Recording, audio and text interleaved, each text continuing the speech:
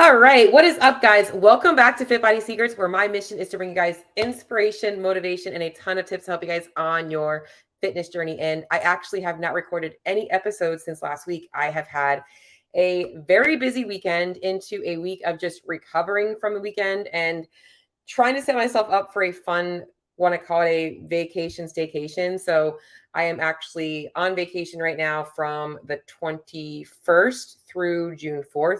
But I knew that this first week was going to be kind of like tying up loose ends, figuring out some things. I had to kind of go through some personal stuff, doctor's appointments and stuff. And hopefully next week I can really decompress and deload things. But today's episode honestly was sparked because I was over the weekend. I was at semifinals, obviously. Had an amazing time working with Scott with Clydesdale Media, and just wanted to kind of go over some of the key differences between eating and nutrition for performance versus eating and nutrition for fat loss, or even just general health, and understanding the similarities between the three things and some of the differences. And I hope that this episode will help you guys out there that maybe do struggle with maybe the conflicting goals of, hey, I'm trying to lean out, but I also want to perform my best. I don't like going into the gym and not feeling strong. Hey, Jody. Or I want to lose weight, but I'm scared to eat too much because I'm losing weight. And I know that that's affecting my performance. And I want to kind of give you guys some strategies and some thoughts to consider as you guys are obviously navigating this. As most of you guys, I think, honestly, we all care about how we perform in the gym if you're a CrossFitter, or even if you're not, and knowing how to fuel yourself properly while still achieving those fat loss goals is important. So first and foremost, if you get any value out of this episode, or if you guys need more help with your nutrition, shoot me a DM, shoot me a message. Always willing to do some assessments, give you guys some ideas of where to start. That's something that I really feel passionate about. In fact, I was actually able to connect with a lot of people over the weekend at semifinals and hopefully was able to give them some assistance as well. And I had a couple of athletes that competed and did very, very well. So first of all, before I kind of get into this topic, I want to kind of talk about, I guess, this overarching thought of, can you chase performance and aesthetics at the same time? Like, can I work to improve my body composition and still perform well? And I'm going to start by talking to you guys about there is extremes, and then there is what most people want. Okay, so most of us aren't looking to get to single-digit body fat percentages. Most of us are looking to see a smidge of abs, see some definition in our arms, maybe see a little less jiggle in our lower body, whatever that might look like to you. We're not chasing that figure that we're going to get ready to step on stage lean. That's not what we're looking for. And if that is your goal, to perform better and look leaner, those things can happen together. They can. What can't happen is getting down to that single digit body fat and performing at your best. Those two things are somewhat conflicting. And there is a fine line between too lean and lean enough. And that's where you have to kind of really understand how to read your own biofeedback, listening to the signs that your body's giving you to know when you're actually going too far in that direction and how to kind of pick things back up a little bit. And as a coach, this is something that I watch out for in all my clients. I'm always looking to check biofeedback, how they're feeling, versus just being like, well, you want to lose weight, so let's just keep you going here. We have to make sure we're paying attention to those signals. So yes, you can chase both, but it does come down to fine tuning things and spending more time at maintenance, which is where I'm going to start talking about right now. So whether your goals are, I want to get to the freaking CrossFit Games, or it's I want to look my best, or it's I'm just trying to be healthy, okay? The main place to always start is establishing maintenance calories. What is your TDEE on an average weekly basis? So what this is going to look like is a CrossFitter in their general training, not, 3 weeks out from the CrossFit Games when volume is super high. Their consistent training, which is what most people do. Most of you guys are going to train 60 to 90 minutes a day, 5 to 6 days a week. Your training is consistent. We want to figure out the match of training volume, lifestyle, and obviously BMR, so what your body needs just at rest, and be able to figure out what you should be taking in calorically on a day-to-day basis just to maintain your current weight and feel your best. And for those of you guys that are looking for overall health, you don't have specific goals, this is where you start and this is where you stay. You likely don't spend a lot of time going up or down on things, but the goal is to find it and then be able to remove some of that structure and maintain the same nutritional protocols, if that makes sense. So, but if your goals are, hey, I'm trying to get leaner or I'm trying to perform better in the gym, here's where some things are going to happen. Now, performance in the gym, just by getting you to maintenance calories, is also likely going to spark some better performance in the gym. You are likely going to feel a lot better. There are a couple of differences that I'm going to talk about a little bit later, but I'm going to start by talking a little bit about the similarities between fat loss, maintenance, and performance-based nutrition. So in all three of these categories, your protein intake is pretty much going to be the same. There are some outliers out there who might need a little bit higher protein. If you are training a ton of volume, especially in the endurance world, or if you are eating so many carbohydrates that a lot of your carbohydrates take up a lot of your protein, we might shift protein a little bit higher just to get you more of the amino acid profile from animal-based proteins. If you are seeing that happen, where so this is like me.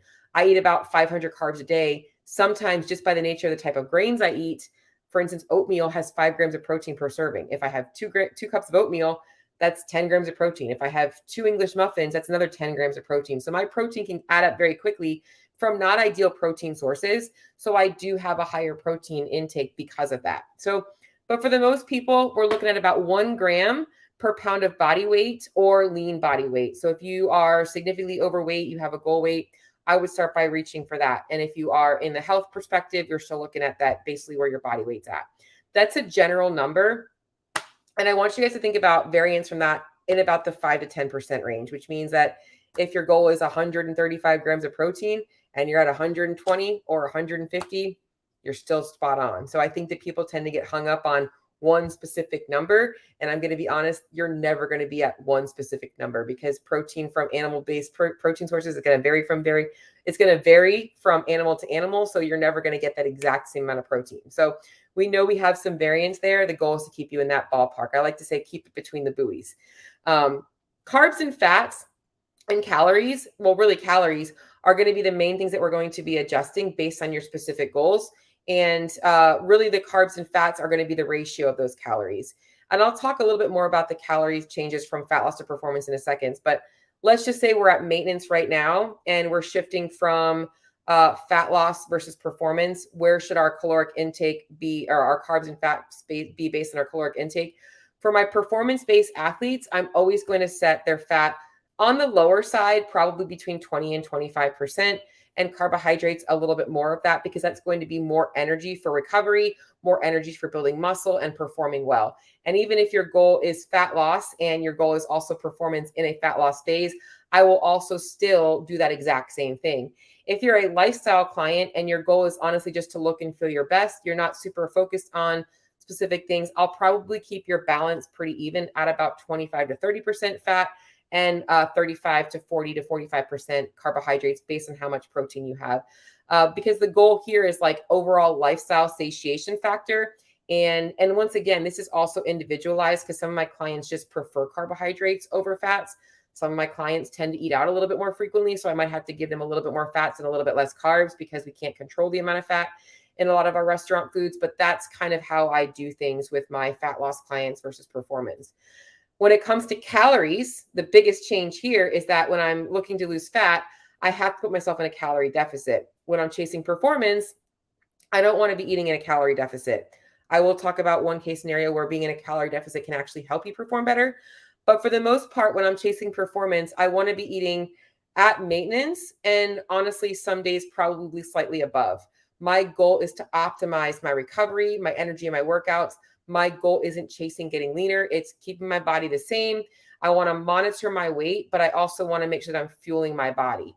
And that means that my goal right now is to stay the same, but just to really optimize things. And so you're going to spend times and days where you're going to be a little higher in calories. Weight might fluctuate a little bit, but then we'll pull back and bring you back to maintenance a little bit. And the goal really is to fuel recovery, fuel performance. And that's really the sweet spot. So I think that people think that just because people are chasing performance, they're not dialed in on their nutrition. I'm going to be honest, even if people don't track, those athletes are very dialed in on their food. You might not see them in MyFitnessPal, but they've got other metrics for tracking their food to make sure they're eating enough, and other metrics for tracking to make sure that they aren't going too far on one end or the other. Now, as I mentioned, a couple of cases where being in a deficit might actually be okay. If you are chasing fat loss and you have larger than 15 pounds to lose, you still have quite a bit of fat storage on you to where being in a calorie deficit will not impact your performance. It is more of a mental thing than a physical thing because your body will pull on that fat for energy. And I think people get into this whole thing about being in ketosis to burn fat for fuel. Guys, if you are in a calorie deficit and you are working out hard, your body is going to start to pull fat for energy because you don't have enough calories available, means you don't have enough glycogen available. You will start to pull into fat storage. So the real goal is if you want to become fat adapted, put yourself in a calorie deficit. Your body will start to burn body fat. So that's the goal. So in a calorie deficit, when you have more than 15 pounds to lose, you will be able to still perform honestly optimally, if not better, because as you get leaner, you will see that your performance goes up, especially in a lot of your gymnastics and aerobic stuff. Now, there's always this like, oh, if you're, you shouldn't be focusing on weight loss if your goal is to get better gymnastics. I don't agree with that. I think that there are some people that don't need to lose weight to get better at gymnastics, but there are a lot of people that if you're carrying 15 to 20 pounds of extra weight and it's not functional, it's just body fat, then yeah, getting a little leaner is going to make it a little easier for you to throw yourself up on the pull bar. It's also a lot less wear and tear on the joints. Why do you think gymnasts focus on being lean, right? Because they have to be able to be light. They're doing a ton of work on their on the bars. So calorie deficit can be good for performance if you are one of those people. As I'm going into calorie deficit, if your goal is fat loss, you have to be in a calorie deficit. So we want to be able to do that. What if you have 5 pounds to lose and you are in, so if you have 5 pounds to lose and you are in and you are not, and you're chasing performance, you're going to want to do a little bit more of a calorie cycle where we're going to keep you closer to maintenance, not drop as much into a deficit. And we're going to watch feedback. So essentially we put you into a deficit, start to see you lean out a little bit. If biofeedback starts going bad, then I would say, hey, we're going to take a break this week, bring you to maintenance. And you're like, I feel awesome again. Okay, great. A lot of times with my clients that have like 5 to 10 pounds to lose, and they also don't want to see changes in their performance, being very close to maintenance and spending less time in a deficit where I do a lot of calorie cycling. We sometimes drop a couple of days of the week outside of their performance days.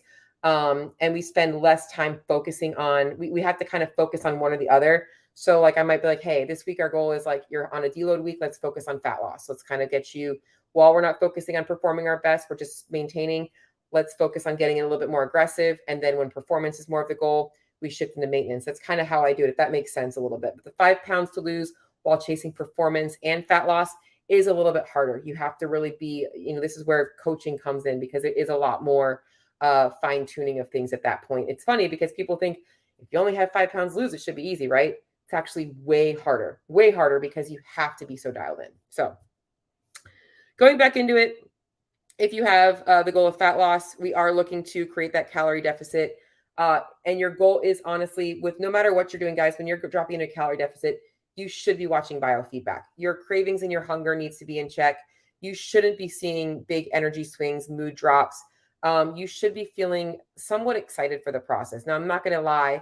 You're going to have days where you're hungry. You're going to have days where you feel like you have to wait to eat. And that's part of it. But there are some smart strategies that I can give you guys that have helped me in a fat loss phase. And I'm going to talk about some things that you guys can do to optimize performance in a fat loss phase. So this will help you, whoever just asked about the 5 pounds to lose, that's where I'll go into a little bit of some other strategies that you can do that will really help you ensure that performance is still going well despite being in a fat loss phase. Okay, so we need to have that calorie deficit to lose weight. Now, a couple of things that I want to talk about in terms of the differences that you're going to see between performance-based nutrition and fat loss-based nutrition and health-based nutrition. Okay. Number one, I am all about people incorporating all foods into their diet. There are no foods that are off limits. You guys should all be able to enjoy a pizza here and there, a drink here and there. You should all be able to enjoy a donut if you want it. However, I think there is this big emphasis on a specific group of athletes, no names or anything, but there's just some athletes out there that you'll see smashing crumble cookies and donuts and this and that. And guys, I want you to understand that when I talked about maintenance calories, I want you to think about this person getting all of their maintenance calories from high quality foods. And then at that point, they're adding in a little bit of processed foods because they've already done all of the good stuff. They're not showing you that, but that's what they're likely doing. They're eating a pretty high quality diet and they still have 500 to 700 calories to eat. And guess what? They don't want to eat more chicken and broccoli and rice. They're going to smash a donut. Okay. So that is where a little bit more of the processed food comes in. When it comes to fat loss, what I want you to think about is you're not getting that extra calorie expenditure from your extra training. However, you might still crave a donut. And for you, that's going to look like periodic times where maybe you are fitting in a donut because you just want it. Doesn't mean it has to be every day. You shouldn't be having gummy bears and gummy worms every single day after every single session, because you shouldn't need them after every single session, especially in a fat loss phase. That's likely not going to make you feel very satiated. So we want to understand that processed foods do have a place, and I shouldn't even call them processed foods, but like hyper palatable foods, sugary foods, things like that do have a place in both a performance-based nutrition strategy and a fat loss-based strategy, but they're used a little bit differently. So my performance-based athletes are not saving their higher calorie days for a Saturday night to go out with their friends and smash pizza, because they're using those calories throughout the week when they're training. And those of you guys out there that are chasing performance and fat loss should also be doing the very same thing. Your caloric intake should be based around, I want to look my best, but I also want to perform my best, not saving my calories for a Saturday night binge session with my friends. Whereas some of my fat loss clients, I might say, hey, let's keep your calories lower all week, and then I'm going to give you 2 higher calorie days in the weekend. I still want you pushing energy up, moving a lot, but we can give them a little bit more calories for social settings. And that's going to be more of my lifestyle clients versus my performance clients, or those of you guys looking to actually see body composition changes. So hopefully that makes sense a little bit to explain that to you guys a little bit. And if you guys have any questions on this stuff, please, I would love more questions to come on here. I actually like that I'm doing this live on both Facebook and YouTube.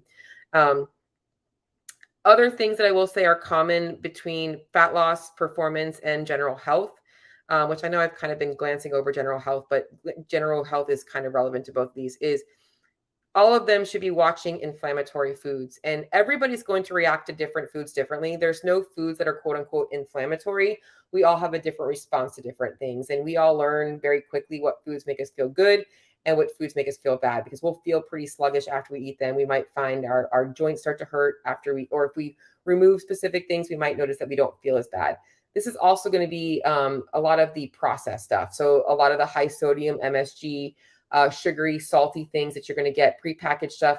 If you're consuming a lot of that stuff, most of my athletes and my fat loss clients and my health clients, I keep that stuff to a minimum, less than 10 to 15% of their overall diet. So we want to make sure we're keeping those anti-inflammatory foods up and keeping inflammatory reducing foods, anti-inflammatory foods up. So lots of fiber, lots of whole grains, lots of fruits and veggies, berries, things like that are going to help bring down inflammation markers. Because whether your goal is fat loss, performance, or health, inflammation is going to impact your ability to do any of those 3 things, optimize any of those 3 things. Meal timing and structure. Okay, this does matter more so for performance than fat loss, but I'm going to go over a couple of times when fat loss, meal timing and structure does play a factor. For performance, the main thing is that these athletes are often training twice a day, and they want to really make sure they're optimizing their recovery from their morning session so that they feel good enough to go into their afternoon session. So we really want to make sure that we're optimizing our nutrition intra-workout.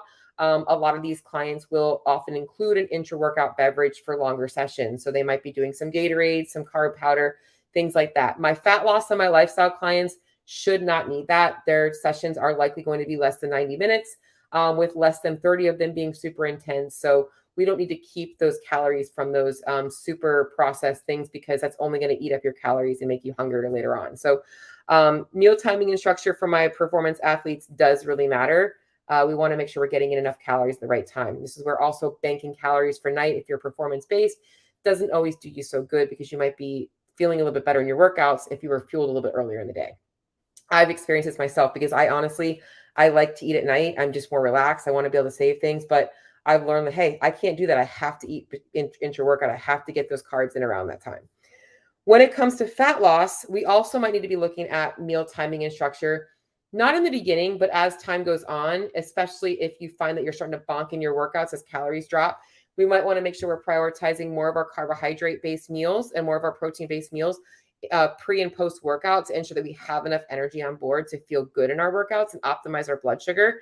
But for most of my clients, balanced meals throughout the day, however works best for you is best. I don't honestly push a lot of fasting and stuff like that for my fat loss clients because I just don't think it's effective for performance. However, some of my clients might fast for the sake of if they don't work out till later in the day and they're hungry a lot, they might push off breakfast a little bit because it allows them to bank their calories for later in the day when they're a little bit more active. I'm okay with that. It's not a magical strategy. It just helps you control your calories a little bit more. So that's just something to think about for the fat loss clients. GPP, general health, you guys honestly don't need to stress too much about it. At the end of the day, everybody should have a routine structure with their meals. Somewhere between 3 and 5 times a day, I think is best for most people. But really looking at what works well with your lifestyle and keeps you feeling good throughout the day is the most important thing. For my performance-based athletes, it should be about also, I'll be honest, it's harder as a performance-based athlete because you have to kind of navigate your nutrition around your training sessions. And so that's really what the priority should be.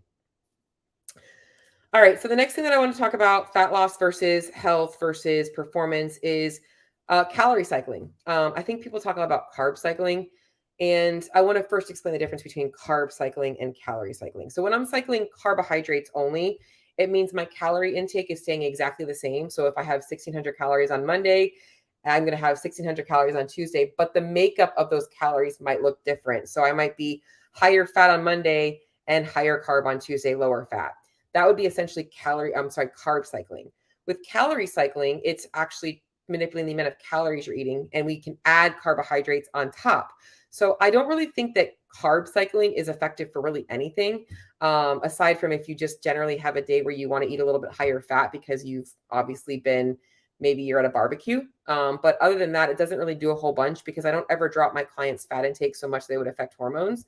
But with calorie cycling, this is really effective because, like I mentioned, in a performance-based phase, we want to make sure that we're not letting the weight not letting the weight trend up. We want to stay exactly the same, but make sure we're optimizing for performance. So with calorie cycling, I might do a few days in a surplus, a day at maintenance, a few days in a surplus, a day at maintenance, or vice versa. Days at maintenance, a day in surplus, and maybe even 1 or 2 days in a deficit, just based on kind of keeping that person feeling good.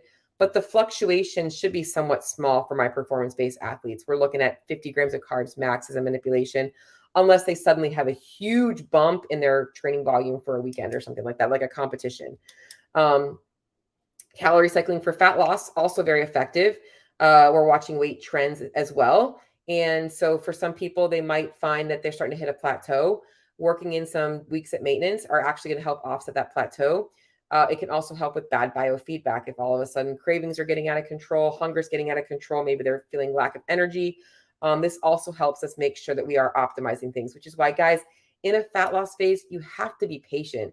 You should not feel like shit in a fat loss phase. That's usually why people fail to finish it, because they're like, this is just not worth it anymore. Whereas if you're patient and you're like, all right, I'm feeling a little crappy. I'm going to focus on maintaining this week and I'm going to feed my body a little bit more. Now you're actually energized and you're actually going to get better progress to happen. So I think that calorie cycling is very effective for both fat loss and performance. And that's why no matter what your goal is, you should always be looking at long-term, not just the instant month that you're doing on. And whenever I'm, working out nutrition programs and talking to clients about signing up with me, it's like, hey, we're looking at 6 months to 9 months. We're looking at 9 months to a year, because I want them to realistically understand that their goals take time and I don't want them to feel like shit in the process.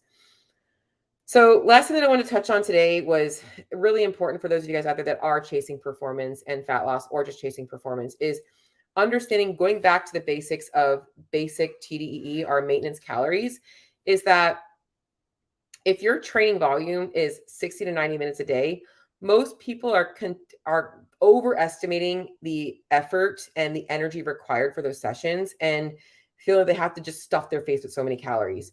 And that's why tracking trends in your weight, tracking trends in your feedback, and tracking your food intake helps you make adjustments to those things and really figure out the sweet spot for you. So just because you're training for performance doesn't mean that you're all of a sudden needing to eat a whole bunch more calories. If your volume is the same and you're not, changing, it's really just optimizing the amount of calories you're eating for the volume you're doing. And when it comes to fat loss, what we're really doing is just tweaking the volume or tweaking the nutrition, but overall watching how our body is responding in the gym to those changes.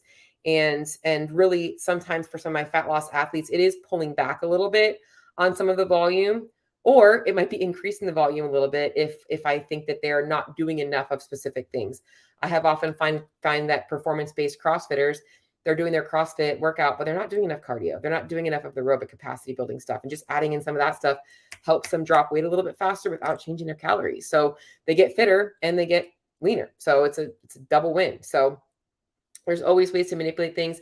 So we always want to remember that whenever it comes to calories, it's never just what we're taking in. We have to think about what's going out as well, and troubleshooting the way our body feels with the amount of calories we're taking in and the amount of calories that we're expending throughout our day. No weeks are going to be the exact same as every week before or every week after. We're always going to have different stressors. But most of my performance-based athletes really try and stay consistent with their schedule, consistent with their stress. They have pretty much the same routine. And my fat loss clients that are successful have a very similar thing. So I'm going to be honest, when you're eating for performance and you're eating for fat loss or you're eating for general health, it all starts with the same basics. And the dialing in factor is pretty much the same. Where you navigate is that the general fitness or the general health, they're going to hit home base, they're going to hit maintenance, and then they're going to get into structure where they're just maintaining and they're not really too worried about things. But my performance-based athletes, my fat loss-based athletes, and my performance-based athletes that are chasing fat loss are all going to need to stay dialed in on their nutrition for a period of time. And they are usually excited to do that because they understand the benefits of it. So being dialed in on your nutrition, guys, should not look like a restrictive diet plan. It should look like something that actually it actually fuels you, like you feel good about it, like you look forward to eating. You should feel that way. There's going to be times you're like, man, I'm hungry and I'm craving this, but you should know you have a snack coming up where you're like, oh, but I'm going to have that in 30 minutes. So I'm happy. That's the main thing. So hopefully this episode was helpful for you. Hopefully you get to watch some of week 2 of the semifinals. It was super awesome to be there in person. And if you guys have any topics that you want me to talk about on the podcast, I am wanting to break down the science of fat loss coming up, and that's going to be a really exciting topic. But let me know. I'm actually going to be doing a podcast episode recapping my summer sprint in a couple of weeks with some of my clients that are in that summer sprint, which is going to be super exciting. But if you guys have anything else you want to hear from me, please let me know.